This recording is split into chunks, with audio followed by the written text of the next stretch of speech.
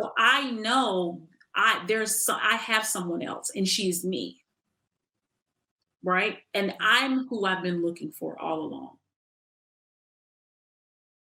All right. Welcome, everybody. Welcome back to Black Girl Creative. My name is Jennifer Arnise, and I'm so happy that you are here. And today we have a wonderful guest. I am so excited to talk about what we're going to talk about today.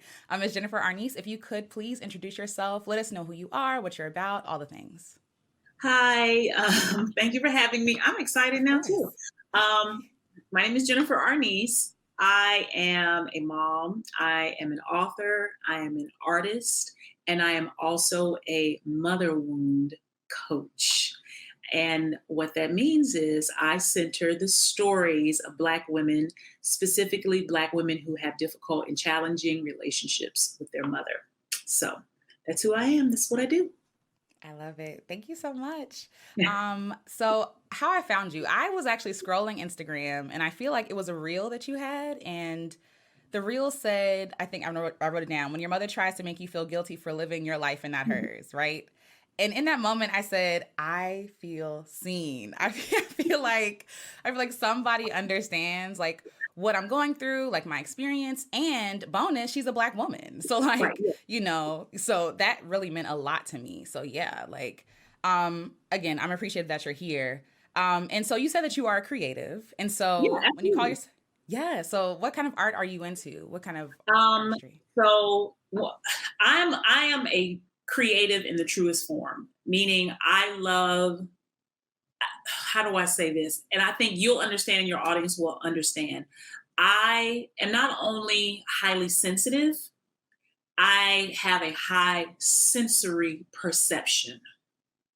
So that's the visual aesthetic, the audio aesthetic, the touch, the smell, the taste, all of that, is who I am. And it's taken me a while to really get that, like, oh, being an artist is really being sensory perceptive, and so how I express that is I'm an abstract painter.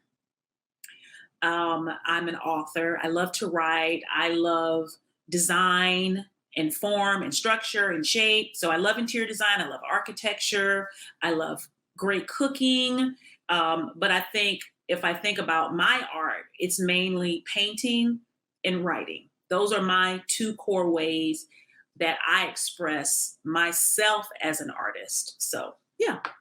No, that's lovely. And I love that you said that. I appreciate you saying that. Thank you, because a lot of people think that creativity only looks like one thing. It looks like being an artist or a full-time artist or a singer or all these other things, but I love how you said like about being sensitive, right? Like I feel like, you know, for a lot of us, like we have like this misplaced, like because we're sensitive, people have told us like, oh, you're too sensitive, or maybe you feel like you're going too passionate. Yeah, exactly, exactly. You're doing too much, like, and when I find people that I resonate with, I'm like, oh my God, like I'm not crazy, right? Like I understand. No, can I think I think what, as I've gotten older, what I understand is if you really break down the word of creative, it's to create, it's to make from nothing. And what makes us people are our senses.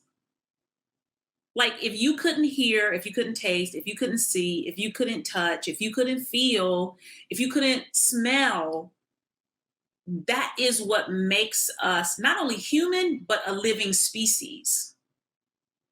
You know what I'm saying? So if you're a creative, you're always trying to make life. And you can't really have life without those things, right? So when people are like, "Ooh, look at that purple." And I'm like, "Really? That's a cool tone of periwinkle that has a lot of gray in the background." And they're like, "It's purple." I'm like, "Really? It's not purple. It's not lavender. It's a periwinkle. And if you can see the blue in it a little bit, and when it gets warm," and they're like, "You're weird." But it is literally how I see. And I think even as a healer and as a coach and somebody who is on this path of vulnerability and intimacy and transparency, those types of nuances are also necessary, right? Yeah, absolutely. Absolutely. And I love that. I do love that. Just like owning it, owning all those Yeah. things. I think is gorgeous. It's beautiful.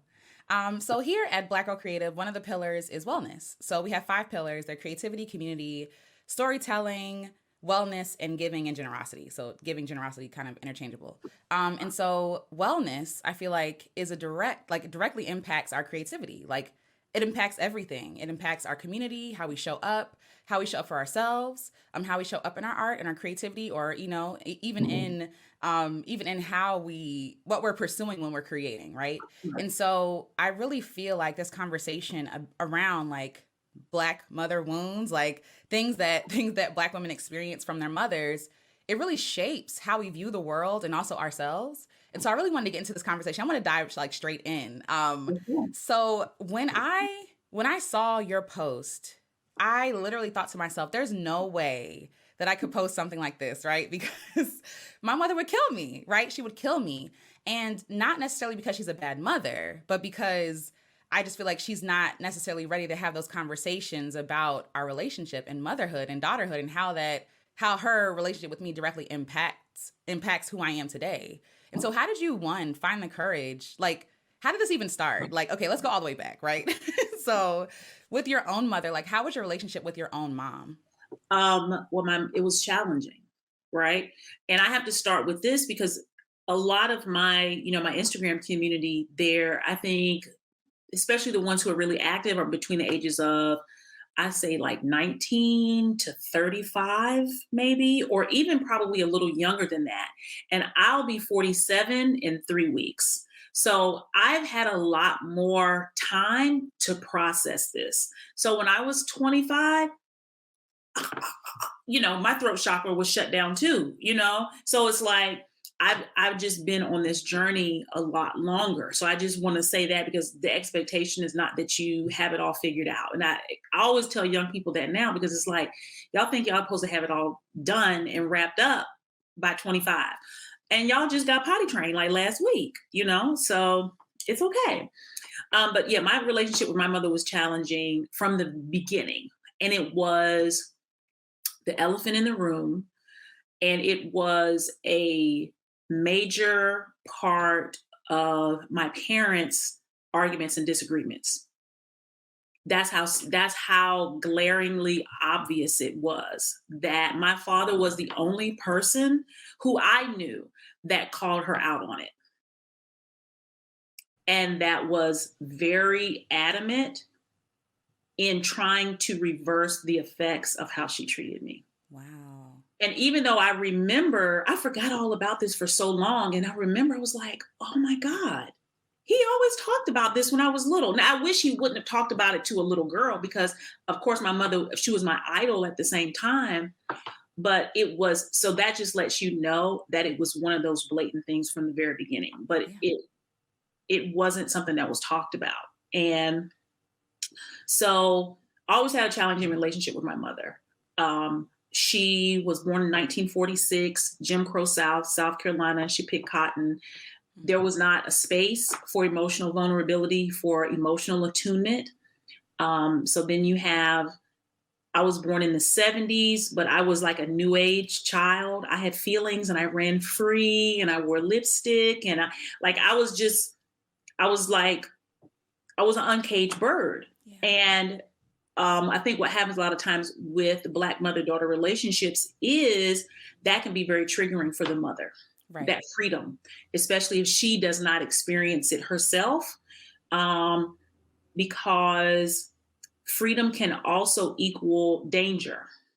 Yes. And if you're someone who grew up and you didn't feel physically, emotionally, or mentally safe, and here you have a child who's just all out here gallivanting, even as a small child, your response is to rein that in, because it's the only way you can keep this person alive, in a sense, right? Yeah. So that was always my experience. And it was something that I knew was wrong always. Mm-hmm. Always knew it was something that was wrong. Always. It was something we always argued about, and that she would never admit to. And then it took me I was 40 when it all really hit me, because I was still living under this spell that she was just the most magnificent person. Even though we would argue and we Yeah. would go in and out of, times where she would ghost me for years, right? And I wouldn't even speak to her. Um, that I really was like, oh shit, this has this everything. Everything I'm going through in my life is really a direct reflection of that relationship. And if I want to fix my life, I've got to heal this area of my life. Mm. And that I've just been on a very diligent, committed, sometimes very strenuous path of healing my mother wound for the almost 7 years now. So Mm. yeah. Oof. One, I appreciate you saying that we feel like, because I'm 31. And so there have been times, I had a quarter life crisis when I was 25, when I felt like I should be further along than where I am. Like I should be more healed, whatever that looks like, right? I should be more put together. And, I really didn't have the tools nor the vocabulary to really express like what I was feeling, what I went through. Like you mentioned before, I didn't have the space either to really work through what I was going through. And I love that you're saying like even at 40, like it's like, oh, like the grand awakening, like, that is not, we don't have to have it together. Really, really. Right. Yeah. And if you're a Black girl and you had a strict mother or a mother who had like even, I might not even use the word strict, but her viewpoint was dominant, Yeah.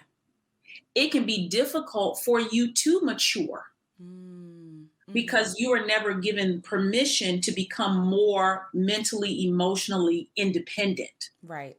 It's Right. just, oh, you're at this age right now, you move out of the house and you're an adult. But you never had that thing that we had when matriarchal societies ran the world, where you take a girl through different levels, and then she sees different ways to be, and then she goes out in the world and she still has a village she can fall back on, and there's this dance of that until she's finally able to completely fly out on her own Yeah. with confidence. Yeah. Right. So a lot of times we don't get that because we haven't, who we really are hasn't been reflected back to us. So we don't really Yeah. have the confidence or a framework of what that looks like, because what we want for our lives is oftentimes so different than what our mothers have in their life. So it feels Yes. like we're starting over from scratch. And Yes. then you take social media and you see somebody who makes it at 16 and you're like, oh my God, I don't have this. Because everything now is applauded. The younger you can accomplish a goal really is what success is, Yes. when that's really not what success is. And it's sad Right. that social media, spins it that way.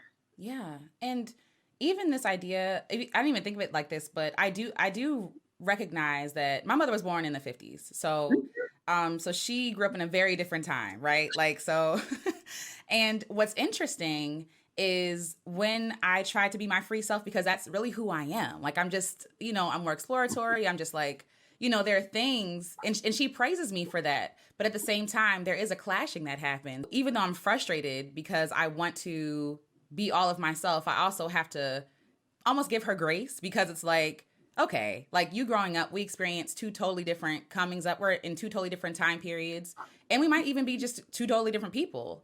And my hope and goal is that me being as free as I can in turn frees her, but I can't do that work for her. You know what I mean? Like it's tough because there's so many things, like even down to like, just wear the dress, mom. And it's like, well, no, I can't. Why not? Like, oh, I can't do this or I can't do that. And I found myself a lot of times trying to pull her with me.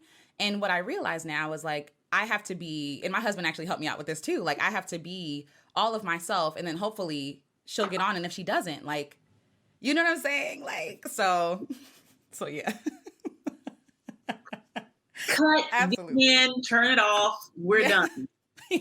Yeah. Because you can't do it for anyone else, right? Yeah. And really, that's the biggest lesson. The biggest lesson isn't how you live your life. It is simply that you are living your life. That's That good. is what's really important. It's because she might not have the same preferences you do. She may never be as exploratory externally as you are, but there may be things in her life that she does want to get into. They might not be your interests. They might be Yeah. very conservative and traditional or whatever, but It's hers. It may be a specific book she wants to. She's like, oh, I've never read mommy porn. That could Yeah, be a big thing for her, that's true. right? Yeah. So it's not about how. It's the fact that, oh wow, Mhm. you're living your life and you're still safe. And you Yeah. don't do it so they do see, because you don't really know how far she's coming along. Mm. Yeah. You really, and it's really Yeah. none of your business. That's true. That's very So true. it's like, so really understanding that part. And I always use this analogy in my classes. You were born in when? The 80s? I was born 1990. I Christ. know. Oh my God, I'm so old. So you're not, well, let's say you're like a 1995 Honda Accord, Hmm. right? Hmm. That car is still on the road today. That's true. Your mother is a 1955 Chevrolet. That Mm. car is broke down somewhere. Yeah. It is gone. It is. Mm. So we have to really look at, from a noetic science perspective, the type of species we are. Mm. Hmm. There has been evolution in our species, and there's certain places she can never get to Yeah. because of her emotional DNA, her mental DNA. So Mhm. it can be really selfish of us to say, I'm going to take a 1955 Chevrolet and I'm going to floor it. And I want it to go 80 miles per hour Mm. on the highway Yeah. every day for 2 or 3 hours. Yeah. You can't do it. She doesn't even have power steering. And it's not, her car is not equipped for power steering. Yeah. She has manual doors, windows that roll down. And you're like, oh, these windows should push up and down. No, that's not who she is. So while we, her to allow us to be ourselves, we also have to allow her to be herself, Mm. That's because beautiful. everybody can't come along fully, because you're going to be 60 years old at one point, and some shit these kids doing, you're going to be like, come on now. Already. Come Okay. on. Today. Right. And they're looking at you like, you're so out. How do you not understand? Yeah. There's stuff that's happening now that I don't understand. Yeah. Yeah. That's normal. And I'm like, hell, I'm just old.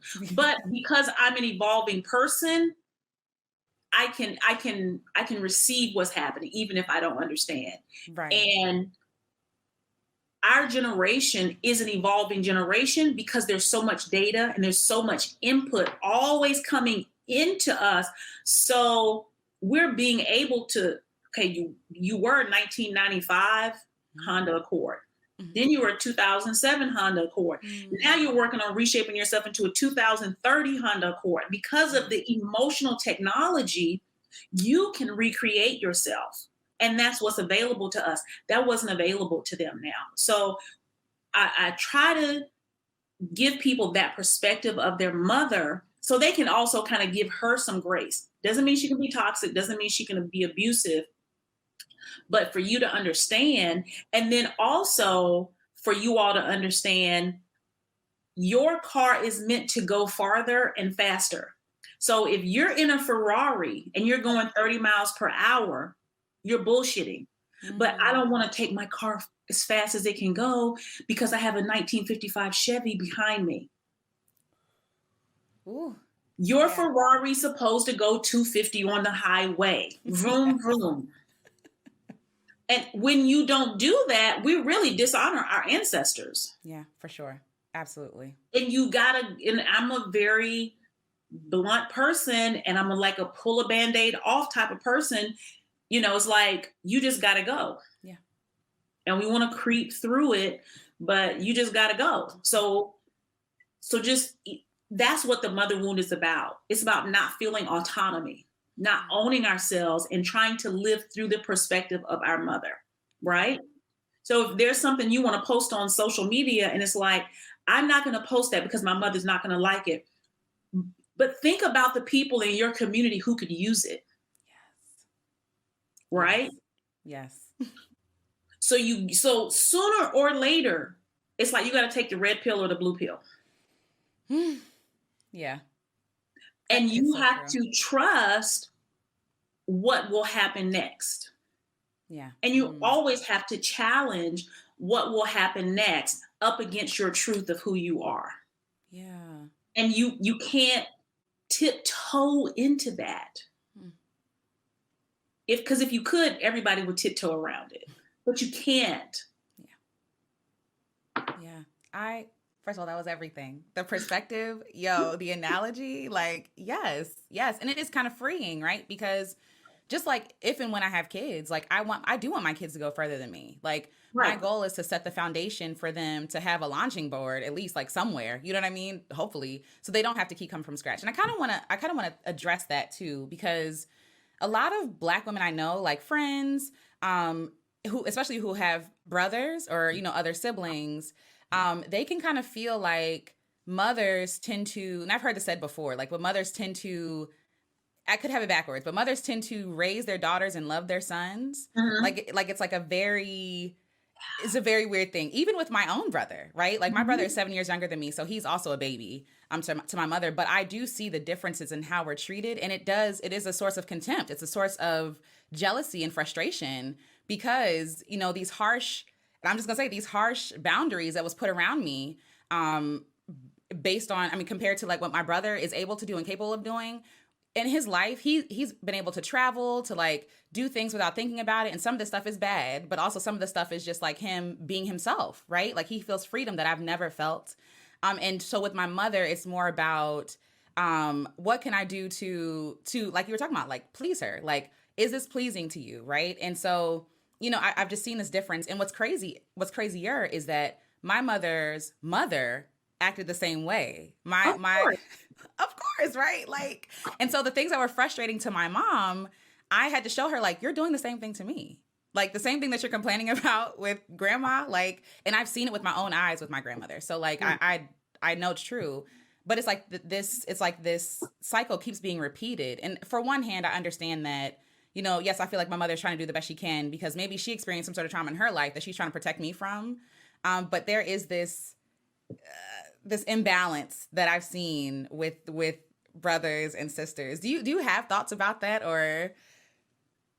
I will say, of everything that has to do with the mother wound, this is probably the most triggering aspect of this topic for me.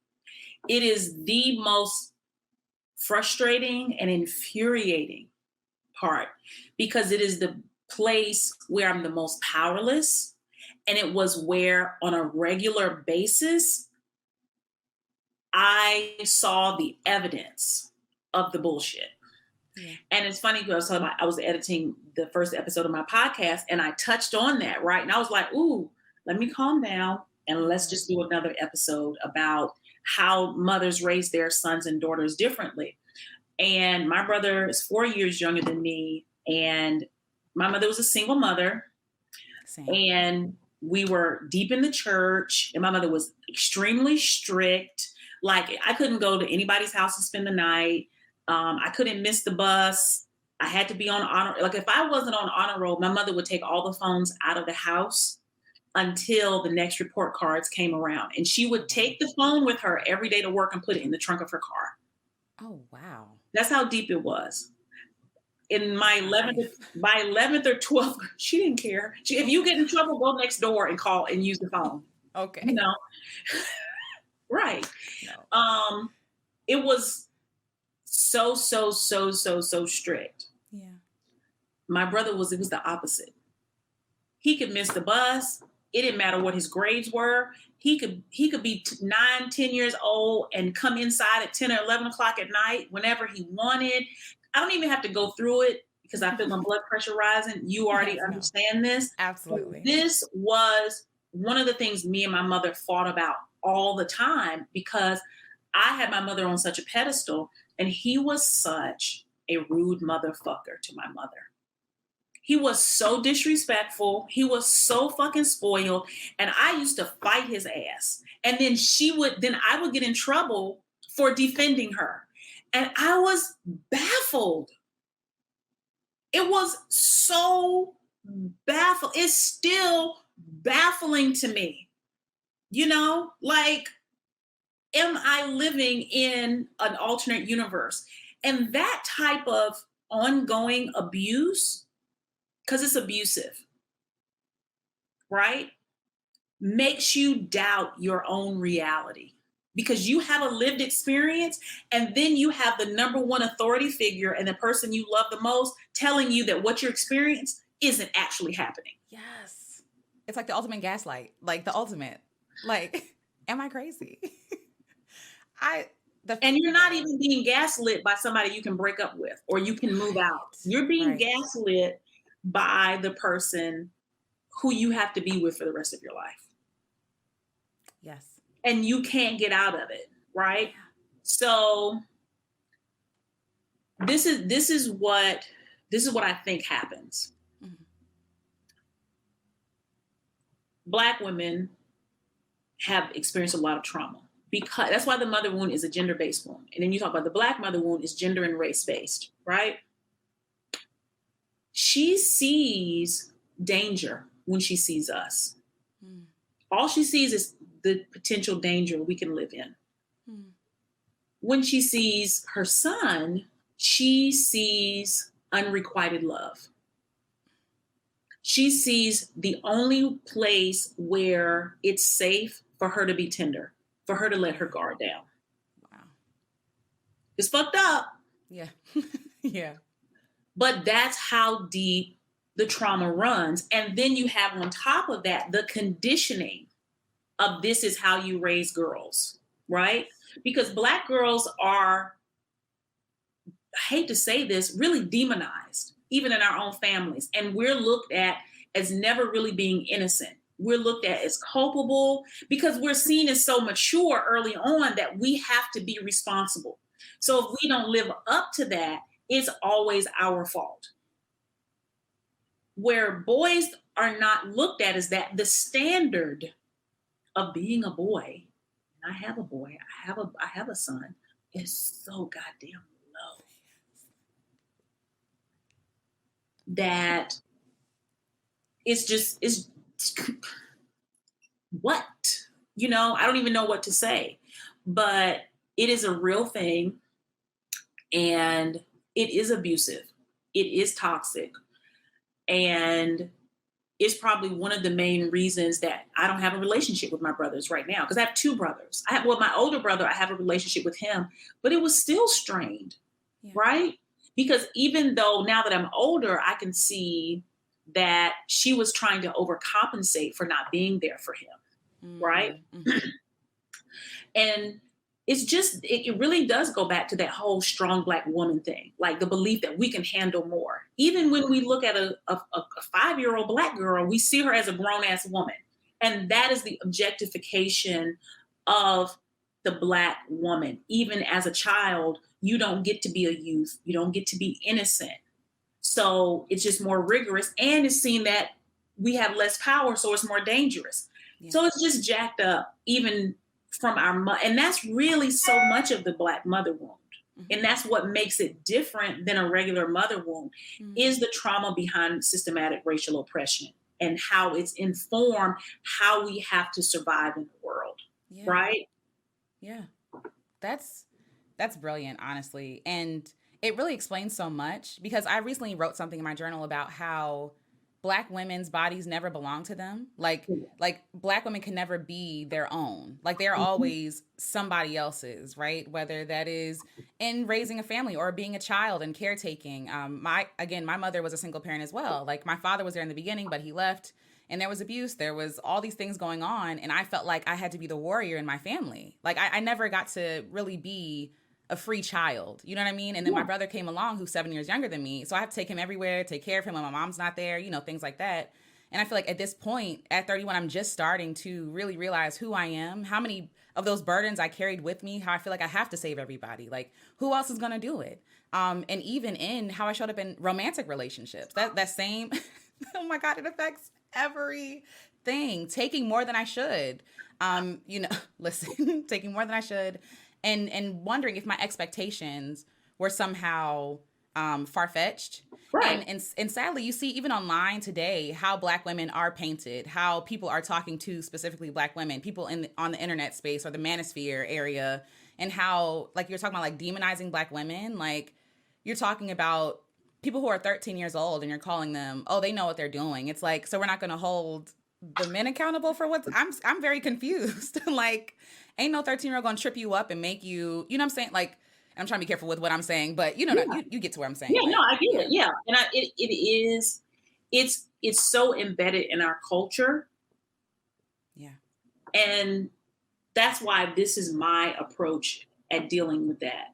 Because Mm-hmm. as Black women heal and we gain full mental and emotional autonomy, we change the dialogue and we change the expectation and we are able to move differently throughout the world. Yeah. Right. Yeah. Um, and we take back our youth and we take back our innocence. That's Yes. really what it's about. We take back our youth and we take back our innocence, even at my age, right? I'm getting younger and younger. Absolutely. Absolutely. I do want to ask if I can specifically when you turned 40 and you realized when that light came on for you, when that light bulb came on for you, how did you begin that process to healing those mother wounds? Like what did that look like for you? Um, the number one thing, and I always talk about this, is I had to make a conscious commitment. You know how we have priorities of things in our lives, things that we should be dealing with, but we say, oh, I'm not going to deal with that right now because I need to deal with this thing. That thing has to become number one. Healing my mother wound became number one. It became the guiding light for everything I was doing. And if you want to have an analogy, it's like having a baby. When you have a baby, that baby takes priority. How you take care of it, how you feed it, how you clothe it. Does it have to use the bath? Like it, period. Everything else has to fall around that.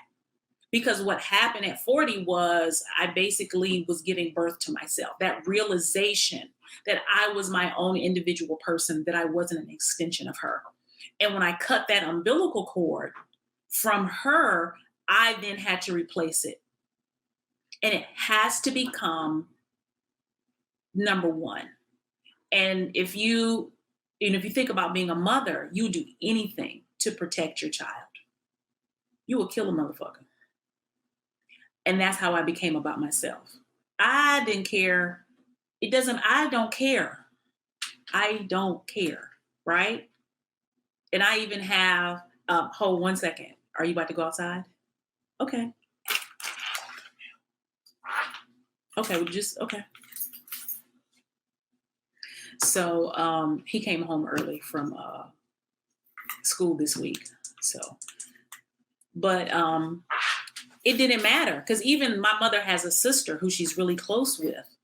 I really don't speak to her anymore. Like she tried to kind of bully me into making things right with my mother.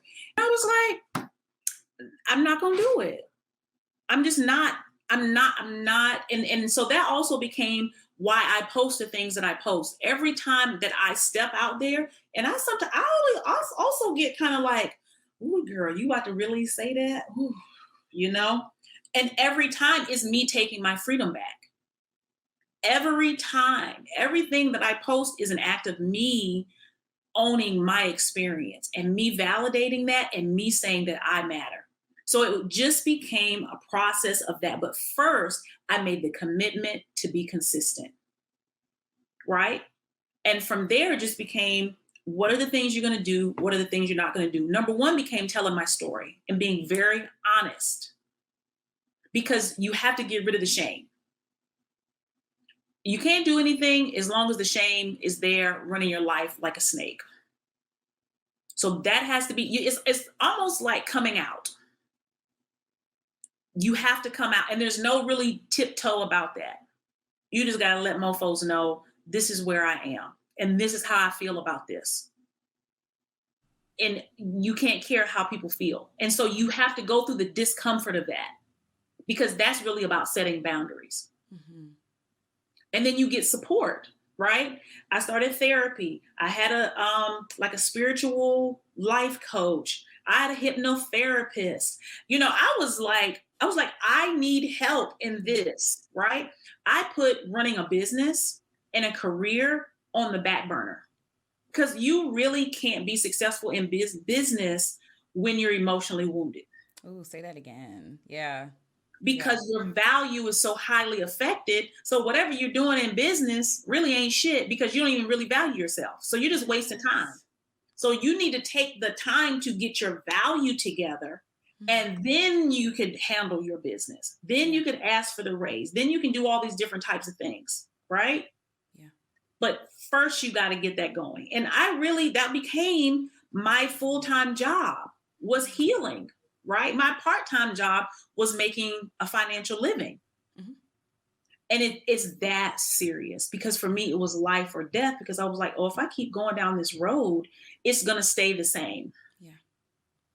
right? So that was how I started. And then it is just, it's a muscle. It's like working out. I call it emotional fitness. I'm an emotional trainer, I love that. I love that. right? Yeah. So you start small and you just keep building and you build and you build. The same way if you're trying to lose weight, if you're trying to run a marathon, it's the same exact way. You stay small, you start small, but you stay consistent Yes. and you get the support and you keep going and you keep going and you keep going. Yeah. That's what it Yeah. is. I thank you for sharing that too, because here, that's definitely what we champion is small steps, but deliberate and what is the word? Um, Deliberate steps, but also deliberate steps. Yeah, like Yeah, be having every step consistent. having a minute. Yeah, Yeah, intention exactly. Like absolutely. being Yes. intentional about everything and how because what is sexy, right? What is sold is like these huge changes and I'm changing my whole life like right now today. And for a lot of people that's overwhelming. And or like you said, they don't have the infrastructure, they don't have the support to be able to do those things. And Right. and a lot of people feel like they're failing. But taking things like one day at a time, one step at a time is and being committed, like you said, being committed is really I feel like the way to go. And Right. I want to talk about something you said, shame. Like I really asked myself, that was one of my journal prompts, is like, what would my life look like without shame? Like if I had no shame about who I was, what I experienced, what I've been through, and I realized that my life would look totally different. It would look totally different. Even from a business standpoint, I would be more bold in what I'm doing and standing like, yeah, this is what I do. You know what I mean? And not have to explain it to somebody or make it make sense. In one of our meetups, we talked about living with shame and what we would do if we knew we were enough. And for myself, one of the things is I said I would stop asking for permission. I would stop asking for people to understand what I'm doing to take the next step. Because the thing is, I know, like, when you really get to the heart of it, you know what you want to do. But like, there's so many voices you're like inundated with that tell you, and it could be your mother's voice, right? Like, is this really going to work out? But in your heart, you know what's right for you. You know what I'm saying?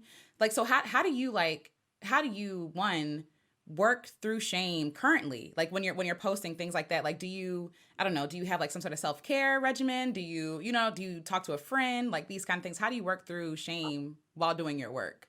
Um, do you get out releasing yourself from, I'm trying to find out the opposite of shame. The opposite of shame is worthiness. And worthiness is a muscle. So you build it the same way, piece by piece by piece, right? Because shame tells us that we're broken. Shame tells us that we are excluded from the grace of God and that there's nothing we can do about it. And if we try to do something about it, we'll be punished. So you have to challenge the voice of shame. Oh, if I expose this, what's going to happen? Um, this person isn't going to like me. This is okay. Well, let me try it. And I'll be very transparent because I sometimes, if you've been in my community a while, you know this, but if not, you're like, well, how did this come about? Me healing my mother wound is my second rodeo, right? My first rodeo was being a sexual assault survivor. So I was violently raped when I was 17 years old. And that's where I learned the tools of healing. That was where it started for me, right? And that's where I was very intimate with shame. So the shame around my mother is really nothing compared to the shame around sexual assault. That's that bone breaking, slit my wrist, jump off a bridge type of shame, like literally, right? And so I really did not tell people about my rape. A few people knew, but I didn't come out about it until I was about 38 years old. 38, 39. Happened when I was 17. And I actually had a business coach, and they were talking about telling your story. And so I made a 7-minute video and I posted it to YouTube saying what happened to me. And then I posted it to Facebook. And I cried the entire time. But I knew I had tried everything else but that. I tried everything else except sharing. I try, if I just have enough therapy, maybe I won't have to share. If I meditate enough, maybe I won't have to share. If I do this enough, if I shave my head, maybe I won't have to share. Because my hair was like yours too. I'm not saying you, but that was my story too. If I act bold enough, maybe I won't have to share. Right? If I share this over here, maybe I won't have to share this. And it's like, no, you got to go to the core of it. Right? And shame told me everybody's going to think it was your fault. Everybody's going to think that you're exaggerating, that you made it up, that you're clout chasing if they see this. I was convinced, but I was like, fuck it. I'm destitute. I'm emotionally destitute at this point, right? Which was reflected in my life. And the opposite happened. Friends from high school called me, emailed me, texted me. I never knew you were going through this. I wish I would have known. I would have been there for you. Oh my God, you're so brave for this. Thank you for sharing this. Oh my God, I want to be here for you. And I'm like, all this time I thought I was excluded from the grace of God when I was at the center of it the entire time. So I have factual evidence of what happens when you share. When you share the darkest, dirtiest, grimiest thing that you've ever experienced, I have the evidence on my YouTube channel. I have, for the nerds out here, I have the data. Mm-hmm. I've done the data analysis of shame, and it's all a lie. It's all a lie. Nobody's going to die. Yeah. That's what we think, because the child mind says that, oh my God, I'm going to die. They're going to die. Then when you realize I didn't die.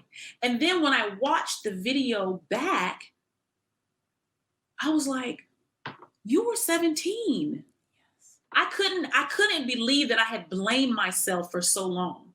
Yeah. But seeing it on video and seeing somebody tell a story about a 17-year-old who was raped, I was like, well, of course this is what happened to you. Of course, duh.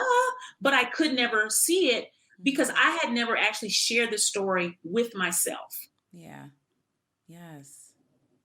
Oh, yes. First of all, you got me tearing up because one, I'm sorry that happened. And I love like the freedom that just kind of like falls off of you. Like it just radiates, like just freedom. Like, yeah, this is what happened. This is who I am. This is what I experienced. You know what I mean? Yeah. And I feel like for so many, sadly, for so many Black women, that story is all too common. Right. Yeah. And there are so many people who are, like you said, ashamed of it because we're taught to be ashamed of it. We're taught to it was your fault. Or shame early on, though. Yes, we're taught to be shamed about everything. Yes, absolutely. So even when I looked at being raped and how I dealt with it, that was the natural progression of my life. Mm-hmm. That's the only way it could turn out because I had been groomed to be ashamed of myself. I had been groomed to be guilty. Yes. I had been groomed to believe that I was alone and that no one would ever be there for me. Yeah. Right? I was groomed for that. Yeah. So when I look back, that whole night, nothing else could have happened but that. I was a walking poster child, right? Mm-hmm, mm-hmm. And then how I handle it, I was a walking poster child for that as well. Yeah. Right? Yeah. But so that's why I say I've been on this journey longer than a lot of people have been on it. Yeah. But from 17 to 38, for almost 20 years, I tried to figure out a way around. Ain't no way. This like that. There are so many things I feel like we try to, like you said, you try to, I think of like the Solange song, Cranes in the Sky, right? Like I tried to dance it away. I tried to, work it away, all these things. Work it away, everything. Yes. Yes. And we heard Solange say it and we're still not listening. I know. Like I heard that song, was it like yesterday? And I was like, wow, like they're like, and I was like driving and I just wanted to cry because I feel like even with myself currently, there are things that I need to work through that I feel like I am trying to find wholeness in these things that could never be whole. And it's almost like running away from yourself instead of like confronting yourself and being like, okay, this is where we are. This is it. Yeah. Like these are the Because you things that we have really need to to address. do it, what you also, and I would say this was the easy part for me, was I didn't have anything.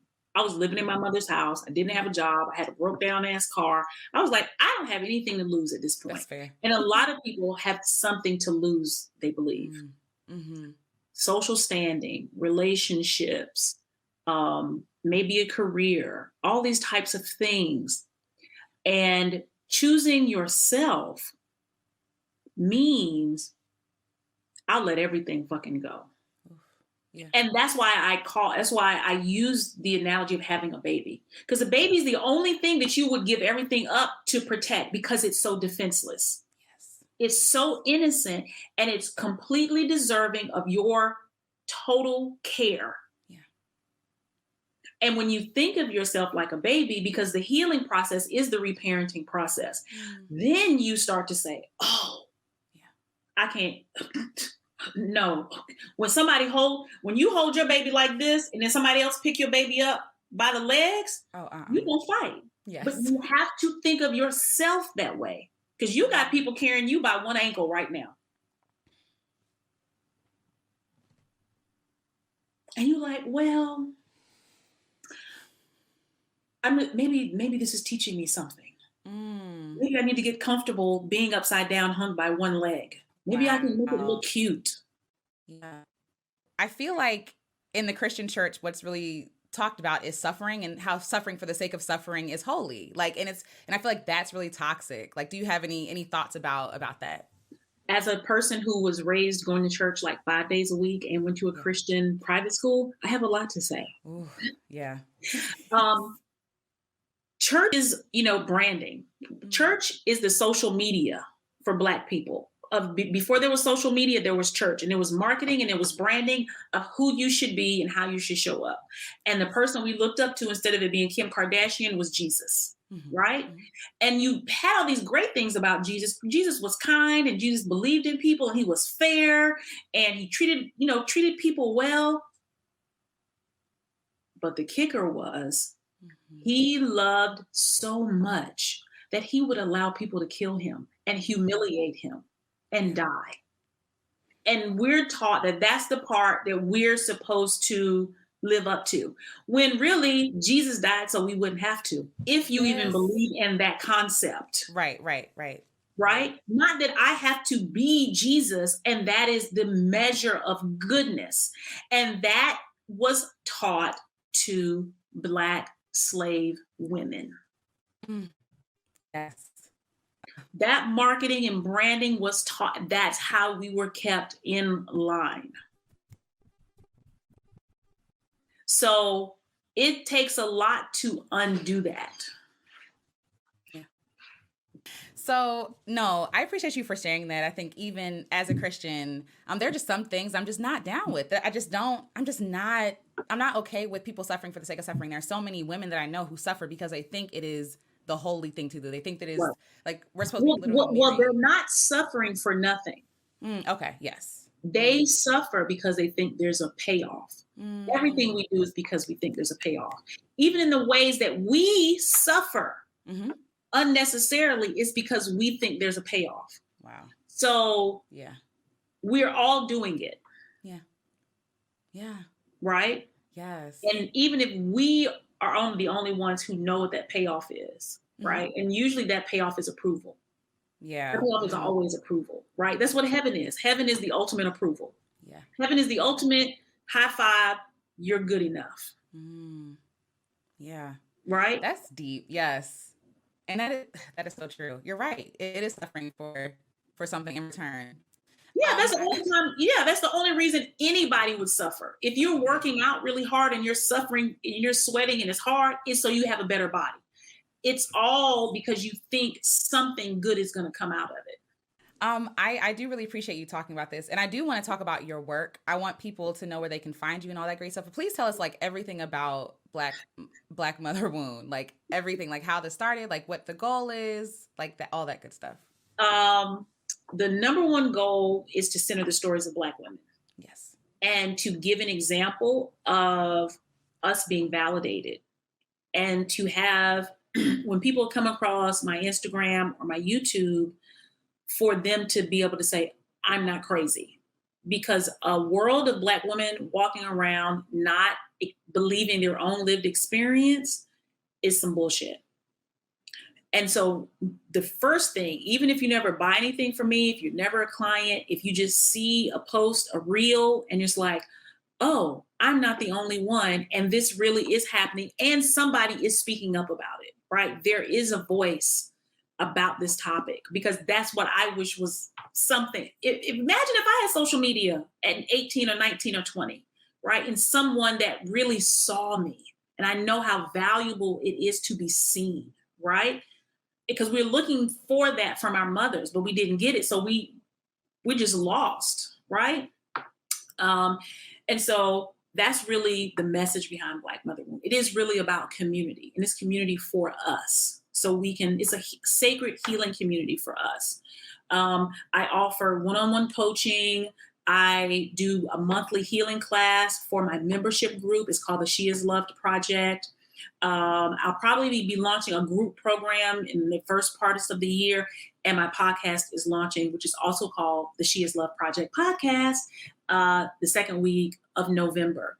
Because while Instagram is cool, we really got to be able to go deeper into this topic, right? So I think the podcast really allows me to do that and to educate Black women about what's going on in our lives, and even the people who might be our community, how they can support us.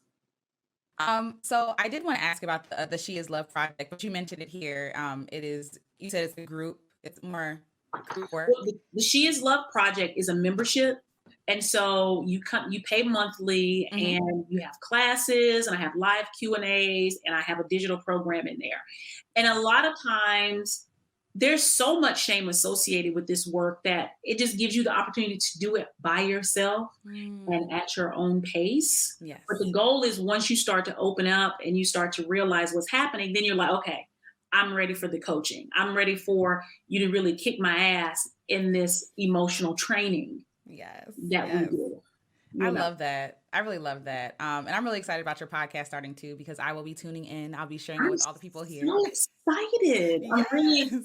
I had a podcast pre-COVID, and I think I made it through like 4 episodes, but I didn't have proper planning in place. Okay. And you already know, if you have a podcast, all the things that need to be in place. So right now it's like preparing for a baby. I'm just like getting this in order and that in order so it can be sustainable. So I'm super excited. Yes, I'm excited for you. I do want to ask you, now that you are where you are and you're doing the work and all these other things, like, what is your relationship with your mother looking like now? Like, how is that looking like? How are you maintaining boundaries? How are you implementing the things that you teach? All that stuff. Well, part of this is hard. It is, I guess, easier for me. My mother stopped speaking to me like 7 years ago.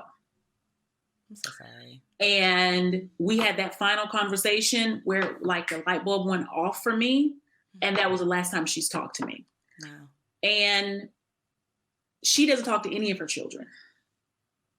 So what I know, and I don't go into this to expose her, to talk negatively about her, but this is her experience. This is how she's able to maintain whatever she needs to maintain. And I always have said this. I believe that people should take care of themselves however the best they can do that. Yeah. And I don't owe my mother anything, and she doesn't owe me anything, right? So if she can be happier and she can be less triggered, and if she's not able to do certain things, and not speak to her children makes that better, she's within her rights. We're adults. Yeah. So that's really how I look at parenting. I don't look at, and this is where people get it jacked up, because adult women still think their mother owes them something. She don't owe you shit no more. She didn't give you what she was supposed to give you, but ma'am, that time is gone, and now you got to give it to yourself. Wow. Right? But at the same time, I don't owe her. So we're both free. Mm. That's a beautiful way. That's a beautiful way to put that for sure. Because the thought of, yeah, yeah, But let me tell you, I've been in it longer than most. fair. It's been Yes. 7 years, right? Yeah. So there was the grieving process, right? The losing the mother I had and losing the mother I never had. Yes. Yeah. The reality and the dream both dying, Yeah. right? But because I had already been doing the healing work, I knew, and this is so funny how Christianity plays a part, even though it's kind of fucked me up in ways, the trauma of Christianity. The other lesson, when we talk about God the Father, right? There's God the Mother, right? Mm. So I know I have someone else, and she's me, right? And I'm who I've been looking for all along. Not Mm. her, but me. That's on me. And that's my own emotional maturity, right? Yeah.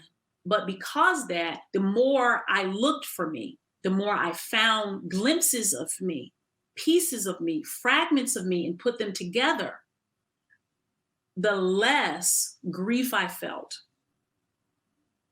at what was. Mm. And you have to be ballsy enough to look at what is and not what was. Yeah. And you have to release all debt, all ashes to ashes, dust to dust. You have to release all debt. Yeah. And it's not easy, but if you have a vision, because we talked about in the beginning about moving forward, you really can't commit if you don't have a vision. Mm. Mm-hmm. So in your life, what you have to have is you have to have a vision that's so strong that it propels you, that it pulls you out of wherever you are. Yes. Yeah. And you have to be obsessed with that vision. And when you're obsessed with that vision, that baby, it will tell you what to do, where to go, how to do it. It will comfort you when you're scared. It will comfort you when you're sad. It will be like, oh, and the vision isn't like a physical empire, right? It is your fully realized self. But you have to have a vision for that. You have to believe that that's possible. I have people that want to work with me, but if you can't get a vision for yourself, I can't fuck with you. Yeah. I only can work with women who have a vision. They have a fantasy of who they believe they can be, because then we can get there, because you're really not that far. You're not even far. Yeah. You just need to clear it up, clear the path. Again, I appreciate you for sharing that. I do. I appreciate you for sharing that journey, that again, your boundaries, even with working for other people. And I do want to ask you how your experiences with your mother, with you being mothered, and how your healing journey has affected how you show up in mothering your son, like what that looks like for you now. Oh my God. Like, I've had to unlearn everything that I knew about parenting. You know, becoming a parent is extremely triggering, right? If you had a traumatic childhood, when you have a child, it brings all of that shit to the surface. So it definitely is an aggravator in the healing journey, right? And my goal is to, and you're always gonna make mistakes. Anybody who's listening, who is a parent or will become a parent, you are gonna F up. You're gonna mess up, period. And your kids probably will need therapy. It's just the way it is, right? But what the number one thing I want for him, and I always say this, at the core, I want him to know that he's loved, right? And not loved from a sense, oh, my mother loved me because she provided food, clothing, and shelter. Like, we grew up with my mother, she worked so hard, she gave up everything for me. She did that. To me is an objectification of the woman, of the mother. When you say that's all she could provide was food, clothing, and shelter, which means her sacrifice again is her example of love. And I don't want that for him. I want him to know, like, she loved me. She saw me. She heard me. She challenged me. And I don't always get it right. Right. But I want him to know that part. I want, when he goes out into the world, he has a solid example. He has the data of what healthy love looks like. So when he encounters people in his life, he can compare it against something. Because there's nothing more dangerous than not having that example and you go out into the world and you're just trying to figure it out. Or you find your mother in all your relationships, thinking that that is the real thing. So for me, that's the most critical piece, is him having, he feels worthy of love. He feels confident about who he is, and that he feels accountable to his own greatness. And that when he breaks something, he does his best to fix it. Because that's what integrity is. I broke it, let me do my best to fix it. And that he deserves love and support no matter what. And that those things go together. That's really what my journey has taught me, is that as a parent, I want him to always know he's good enough. I think that's a lovely place to end. Just knowing that he's good enough. And again, we could go into it, just like how those relationships with your mother really impacts how you feel about yourself and if you feel good enough, right? Like, a lot of women I know hardly ever feel good enough, especially to their mothers, or and therefore to the world. Like, they always feel like there's something missing inside of them. So Right. I think that's absolutely beautiful. I do. And again, like, I want to thank you for being here, for taking time, for being patient with all the glitches and all that other stuff. No, of But course. I really want people to be able to find you. So please share, like, all the things, where they can find you on Instagram, how they can sign up, like, work with you, all the things, please. Well, right now, the easiest and fastest place to go is Instagram. And it's at I am Jennifer Arnise, Arnise. So that's one. And then the second is blackmotherwound.com. So if you go to blackmotherwound.com, you can see you can go there and you can see everywhere else. Like, if you want to find my YouTube channel, if you want to buy my book, all those types of things, if you go to blackmotherwound.com, that's, kind of like the central hub. And yeah.